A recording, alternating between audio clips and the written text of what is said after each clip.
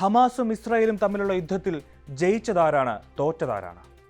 ഈ ചോദ്യത്തിന് പല ഉത്തരങ്ങളുണ്ടായേക്കാം. പക്ഷേ ജയത്തിനും തോൽവിക്കും അപ്പുറം ജനസംഖ്യയെ തന്നെ ബാധിച്ച കണ്ണില്ലാത്ത ക്രൂരതയാണ് കഴിഞ്ഞ 15 മാസങ്ങളായി അവിടെ നടക്കുന്നത്. 2023 ഒക്ടോബർ 7 മുതൽ ഇതുവരെ ഗാസയിലെ ജനസംഖ്യ 6% ഇടിഞ്ഞുവെന്നാണ് Palestinian central bureau of statistics പുറത്തുവിട്ട കണക്ക്. 1 ലക്ഷം ആളുകൾ ഗാസ ഉപേക്ഷിച്ച് പലായനം ചെയ്തപ്പോൾ 45,500 പേർക്ക് ജീവൻ നഷ്ടമായി. ഇതിൽ പകുതിയും ഒന്നും അറിയാത്ത സ്ത്രീകളും കുട്ടികളുമാണ്. പിന്നൊരു 11,000 പേരുടെ കണക്കുണ്ട്. കാണാതായവരാണ്. ഇവർ ജീവിച്ചിരിപ്പുണ്ടോ മരിച്ചോ എന്ന് ആർക്കും അറിയില്ല. ഗാസയിലെ 22% ജനങ്ങൾ കനത്ത പട്ടിണി നേരിടുന്നതായും 3,500ഓളം കുട്ടികൾ പോഷകാഹാരക്കുറവ് മൂലം മരണത്തിന്റെ വക്കിലാണെന്നും PCBS ചൂണ്ടിക്കാട്ടുന്നു.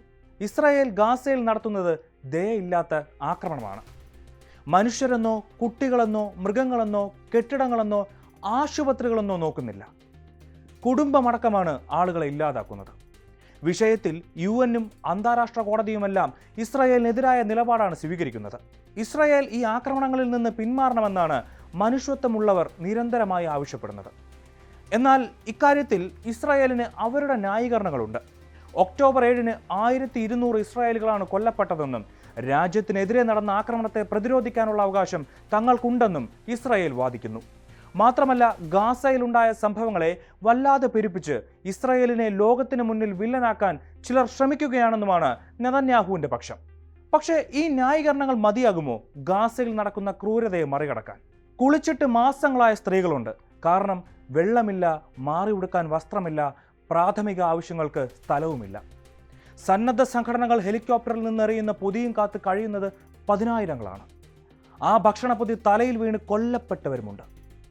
ജീവൻ നിലനിർത്താൻ പിന്നെയുള്ള ആശ്രയം ചാരിറ്റി അടുക്കളകളാണ്. അവിടെ ആഹാരത്തിനായി മീറ്ററുകൾ നീണ്ട ക്യൂ ആണ്.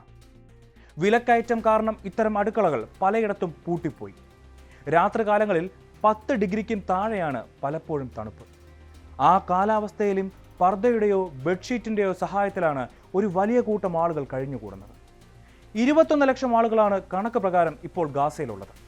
ഇസ്രായേൽ ഈ ആക്രമണം ഉടനെങ്ങും നിർത്തിയില്ലെങ്കിൽ ഗാസയിലെ വംശത്തിൻ്റെ നാശത്തിന് ലോകം സാക്ഷിയാകേണ്ടി വരും. അതേസമയം ഇസ്രായേലിൻ്റെ ജനസംഖ്യ ആദ്യമായി 10 മില്യൺ കടന്നു. ഹമാസിനെതിരെ നടക്കുന്ന യുദ്ധത്തിൽ ഇസ്രായേലിനുള്ളിൽ ഒരു വിഭാഗം നെതന്യാഹുവിനെതിരാണ്. ഹമാസ് തട്ടിക്കൊണ്ടുപോയവരെ തിരികെ എത്തിക്കാൻ കഴിയാത്തതിൽ വലിയ പ്രതിഷേധങ്ങൾ പ്രധാനമന്ത്രിക്കെതിരെ മുഴങ്ങുന്നുണ്ട്.